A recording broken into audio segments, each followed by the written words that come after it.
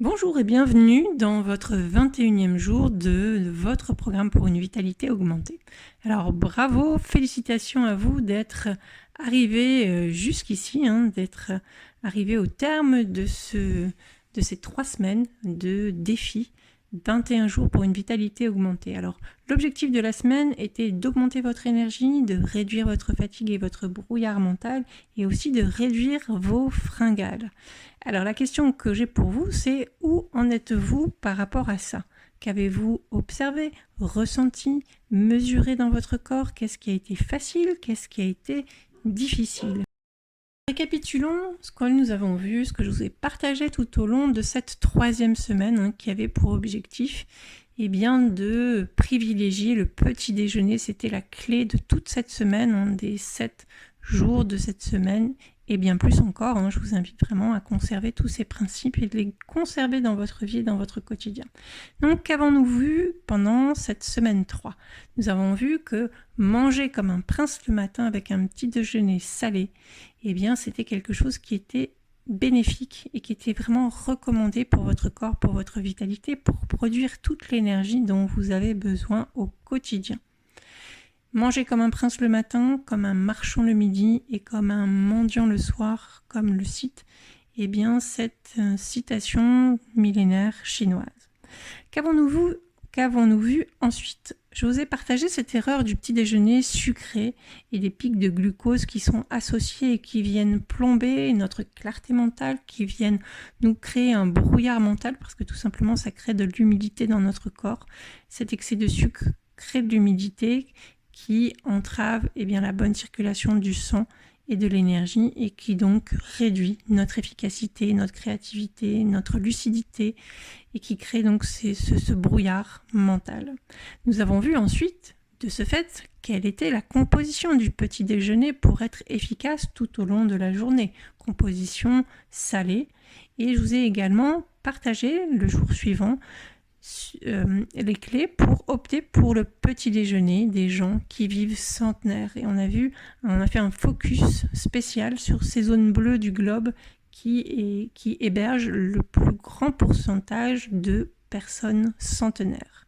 Ensuite, je vous ai partagé un SOS spécial dîner entre amis. Vous prendrez bien un apéritif. Que fait-on? Quel est le meilleur choix par rapport à notre glycémie? Comment procéder? Et nous avons également fait un focus, un SOS collation sans alcool avec un petit détour sur les smoothies très en vogue actuellement.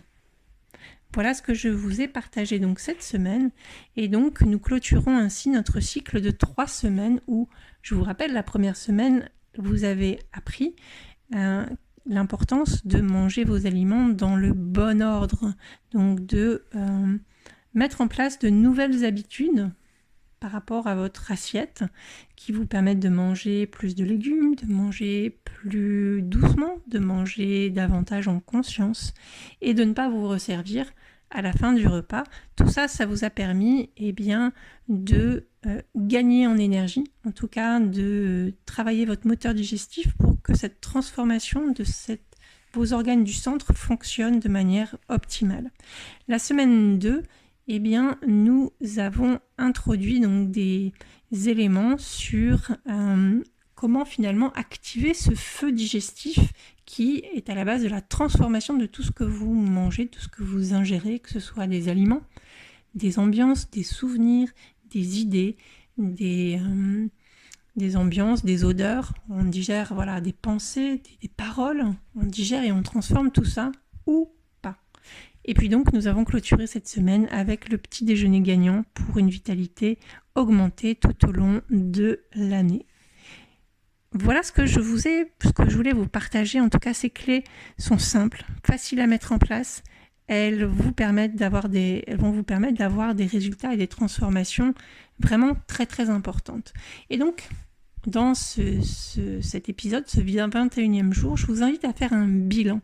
C'est-à-dire, vous savez à présent que l'excès de saveurs douces, tout ce qui est sucre, tout ce qui est pic de glycémie, c'est à l'origine de nombreux coups de déséquilibre, notamment les coups de pompe après le repas, l'hypoglycémie à la limite du malaise à 11 heures, des rapports compliqués avec l'alimentation, ou alors le choix d'une alimentation refuge compulsive, les difficultés de perdre du poids, donc de transformer finalement ce que vous mangez de manière optimale pour ne pas stocker, des problèmes d'attirance excessive pour le sucre, des sensations de poids parfois après le repas, lourd, un début de diabète ou des antécédents de diabète dans la famille, de la gêne, des reflux au niveau de l'estomac, ou une obsession du poids qui vous rend malheureux, malheureuse, ou alors une tendance à vous endormir partout.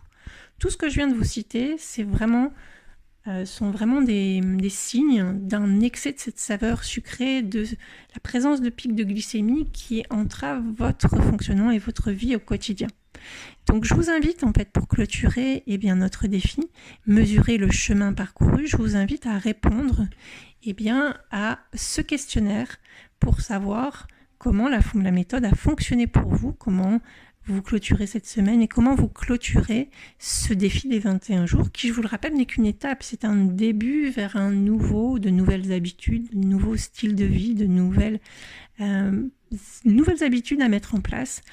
Donc je vous invite vraiment à poursuivre ces principes qu'on a vus, semaine 1, semaine 2 et semaine 3, manger vos aliments dans l'ordre de mettre d'abord les fibres en premier, de consommer du vinaigre, de cidre avant le repas, attention avec une paille pour ne pas abîmer votre émail dentaire et ne pas fragiliser vos gencives.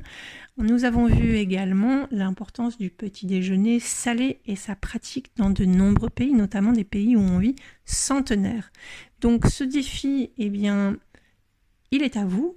N'hésitez pas à me faire vos retours pour que je puisse répondre à vos questions, l'enrichir, répondre davantage aux éléments qui seraient manquants, qui pourraient vous permettre d'aller encore plus loin. Donc je vous invite vraiment à répondre à ce questionnaire et puis ce défi, vous pouvez le reprendre à différentes périodes de l'année, peut-être au changement de saison, peut-être à un moment où vous vous sentez plus fatigué, peut-être après une période où vous avez contracté un virus, une grippe, pour remonter en énergie et remonter tous vos curseurs de vitalité. En tout cas, j'ai été vraiment ravie, jour après jour, de vous partager toutes ces clés. C'est un vrai bonheur. C'est vraiment ce qui m'anime, de vous partager toutes ces clés. J'ai pris énormément de plaisir à répondre à vos questions, à faire en sorte que vous puissiez mettre en place, dépasser certaines difficultés. Et donc, je vous souhaite une bonne implémentation. Et puis, si vous souhaitez poursuivre dans ces accompagnements, j'ai bien évidemment d'autres programmes, un programme sur l'année qui s'appelle Énergie, qui a pour vocation de vous accompagner mois après mois sur les 12 mois de l'année, dans le respect des cycles de votre corps et en harmonie avec le cycle des saisons. Chaque saison correspond à un organe et donc l'idée est de mettre en place les bonnes actions au juste moment. Et si vous avez une problématique de poids, de minceur, j'ai un autre programme qui s'appelle Chrysalide qui pendant 6 semaines vous accompagne pour mettre en place des actions durables pour vous aider à transformer votre silhouette. Voilà, je vous souhaite une bonne implémentation. Tenez-moi au courant de vos avancées, nous restons en contact. Je reste à votre disposition pour toute question, d'accord, même dans les mois qui viennent. Je reste à votre disposition et je vous souhaite une très belle implémentation et je vous dis à très vite.